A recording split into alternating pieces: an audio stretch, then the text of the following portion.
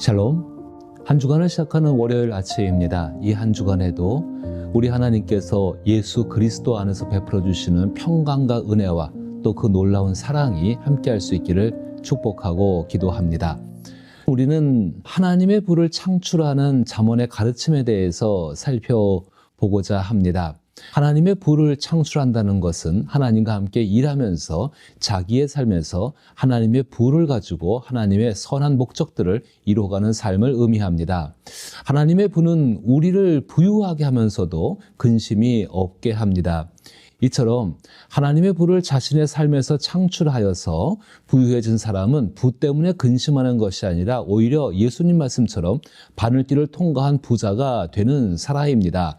그것은 다시 말해서 재물에 의해서, 부에 의해서 자기의 마음이 탐심 가운데 끌려 사는 것이 아니라 하나님과 함께 하나님의 선하신 목적들을 이뤄가는 삶으로 자신을 드리는 청직의 삶이라고 말씀할 수 있습니다.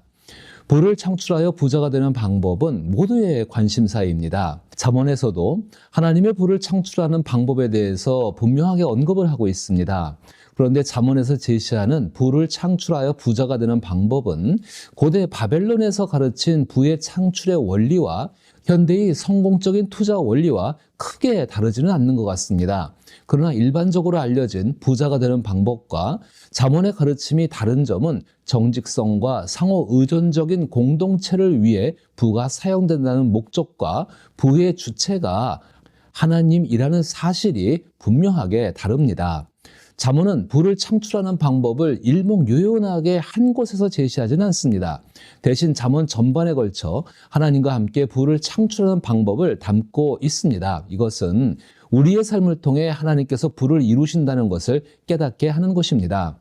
저는 이러한 잠언의 가르침이 모든 사람에게 필요하지만 특히 인생을 살아가기 시작하는 젊은이들에게 더욱 필요하다고 생각합니다.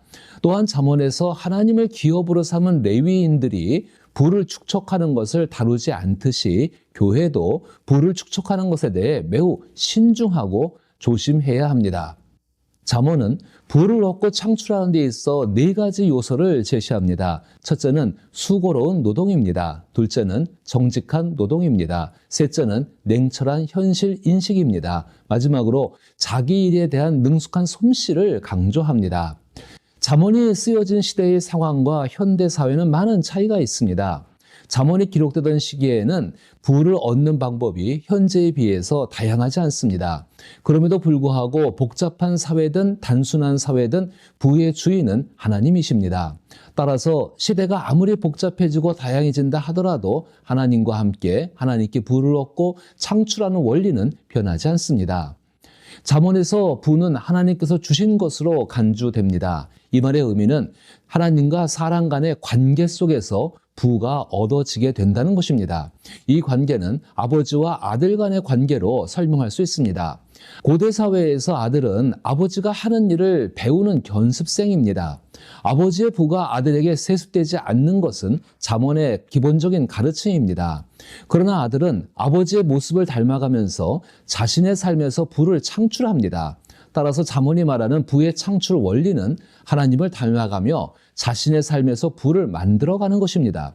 그러므로 잠언이 가르치는 부를 얻고 창출하는 원리를 익히는 것은 경제생활에서 하나님의 모습을 닮아가는 것을 의미합니다. 이를 통해 정말로 바늘길을 통과한 부자가 될 수 있습니다. 이제 조금 더 구체적으로 수고로운 노동과 정직한 노동과 냉철한 현실 인식 그리고 자기 일에 대한 능숙한 솜씨를 살펴보고자 합니다. 오늘은 먼저 수고로운 노동에 대해서 생각해 봅니다. 잠언이 가르치고 있는 일반적인 더 큰 부를 창출하는 요인의 첫째는 단순하게도 수고로운 노동입니다.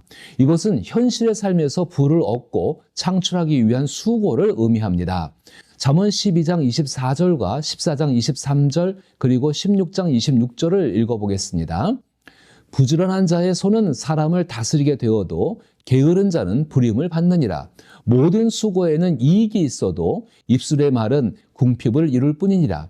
고되게 일하는 자는 식욕으로 말미암아 애쓰나니 이는 그의 입이 자기를 독촉함이니라. 가진 것이 없어서 나는 하나님께서 주시는 부를 창출할 수 없다고 생각한다면 그것은 성경을 오해하고 있는 것입니다. 성경은 가진 것이 아무리 없어도 부지런히 일하는 사람은 하나님께서 그 사람의 일에 복을 주셔서 다른 사람을 다스리게 한다라고 말씀하고 있습니다. 즉 다른 사람을 이끌고 도울 수 있는 사람이 된다는 것을 잠언 12장 24절에서 말씀하고 있는 것입니다. 상식적으로 이러한 일은 우연히 그리고 어쩌다가 이루어지는 것이 아니라 철저한 부지런함과 노력이 필요합니다. 즉 수고로운 노동이 뒷받침되어야 한다는 것입니다. 그때 중요한 것은 수고의 동기입니다. 잠언 16장 26절에서도 고되게 일하는 사람이 언급되지만 그 사람의 동기는 식욕을 충족하기 위한 것이 아닙니다. 말씀의 의미는 부를 얻기 위해 하는 수고가 물리적 생존의 기본 욕구를 충족하는 것이라는 것입니다. 그 사람이 자신의 수고에 만족할 수 있는 것은 자신의 입으로 들어가 식욕을 채울 때입니다. 함께 일하는 사람의 삶을 걱정해 주는 것은 상호 의존 공동체의 기본적인 요소입니다. 그런데 부를 창출하고자 하는 동기가 자신의 배만을 불리기 위해서라면 그것은 하나님의 부를 자신의 삶에서 창출하는 것과는 전혀 관계가 없다는 의미입니다. 잠언은 수고롭게 일하면서 느끼는 만족도에 주목하고 있습니다. 물론 일에 대한 만족도와는 별개로 생계를 유지하기 위해 일자리를 얻고 지키기 위해 노력하는 것은 정당한 것입니다. 데살로니가에서 누구든지 일하기 싫어하거든 먹지도 말게 하라는 가르침은 자신의 생계를 위해서는 어떤 형태로든 일을 해야 한다는 것을 의미합니다. 사실 누구든지 생계를 위해서 일할 수 있는 일자리가 보장된다는 것은 가장 평등한 사회가 이루어지고 있다는 것을 의미합니다.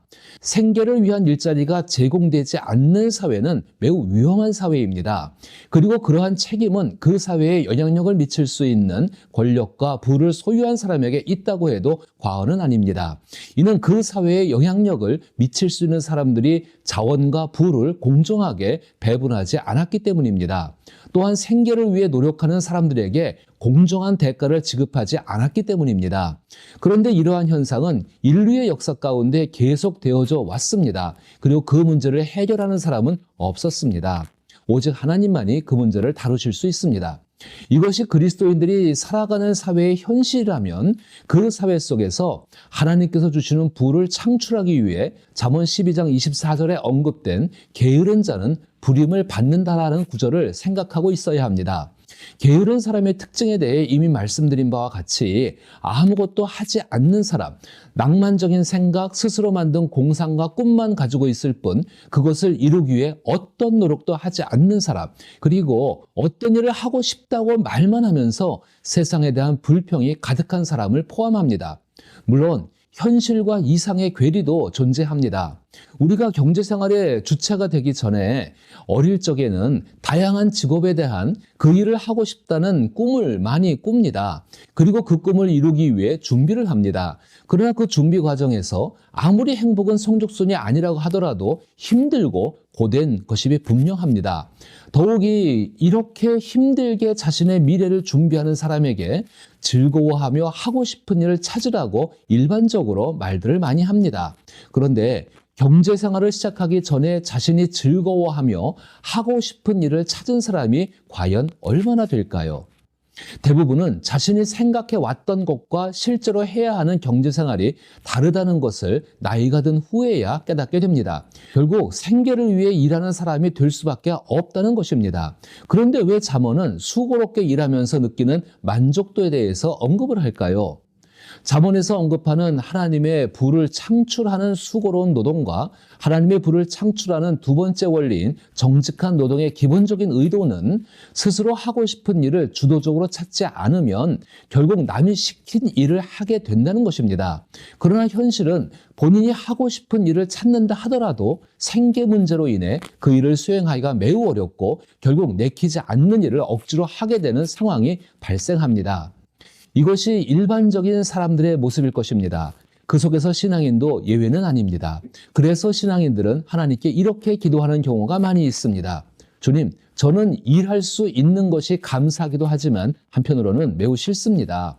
그럼에도 어쨌든 일하지 않고는 살아갈 수가 없지요. 일을 하며 살아갈 수 있다는 것이 무엇과 비교할 수 없는 하나님의 선물이지만 지금은 너무 짐 빠지게 지치게 합니다. 주님, 보수 때문에 마지못해 인상을 쓰며 하는 일이 아니라 주님이 지켜보고 계심을 기뻐하며 주님의 영광을 위해 일하기를 원합니다.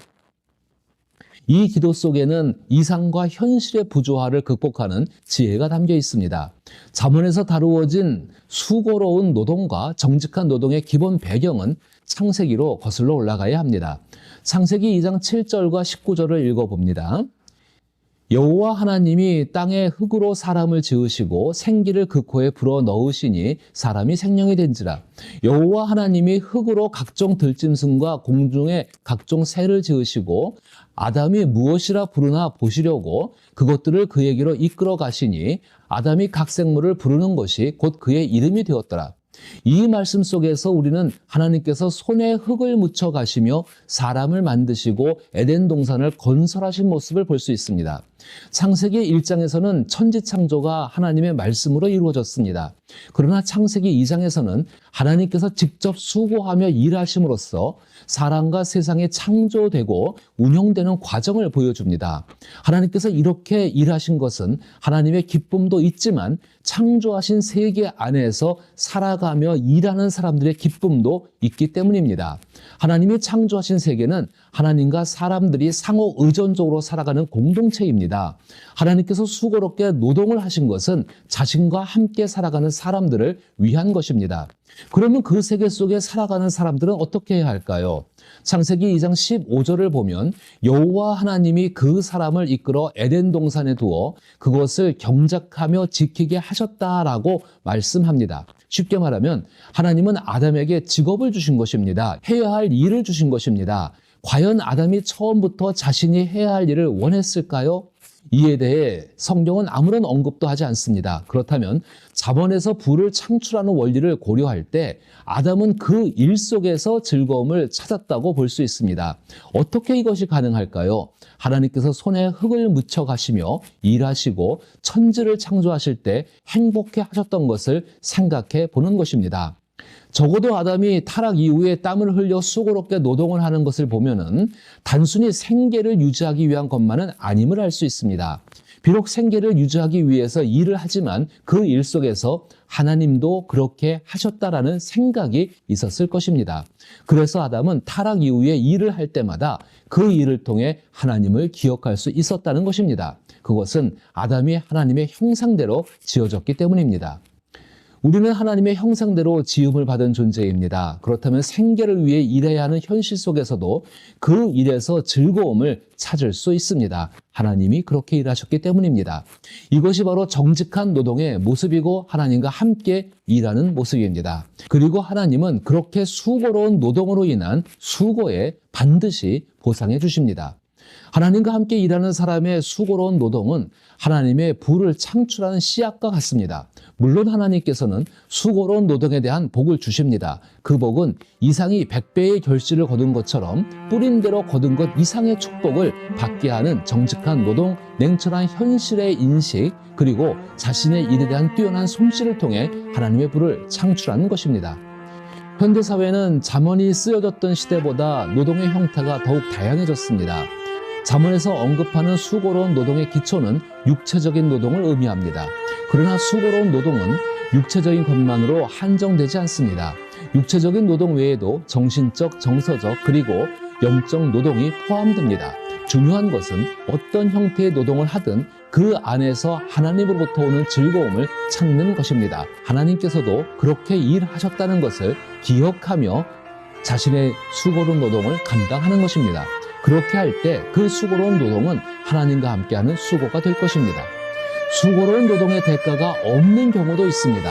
가정의 주부가 가족을 위해 하는 힘든 노동은 특별한 보상이 없는 것처럼 보일 수 있습니다.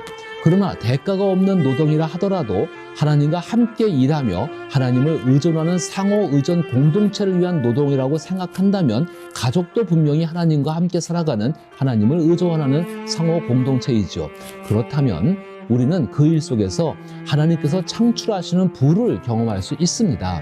따라서 수고로운 노동의 이유가 수고롭게 일하신 하나님이 되기를 축복합니다. 이 영상을 시청하신 후 목장에서 나누어 보시기 바랍니다. 수고로운 노동을 하면서도 아무런 기대나 소망 없이 불평과 불만만을 늘어놓는 사람에게 당신은 무엇이라고 말하겠습니까? 그 사람들을 위해 온유한 심령으로 전해줄 메시지를 함께 나누어 보며 생각해 보기를 바랍니다.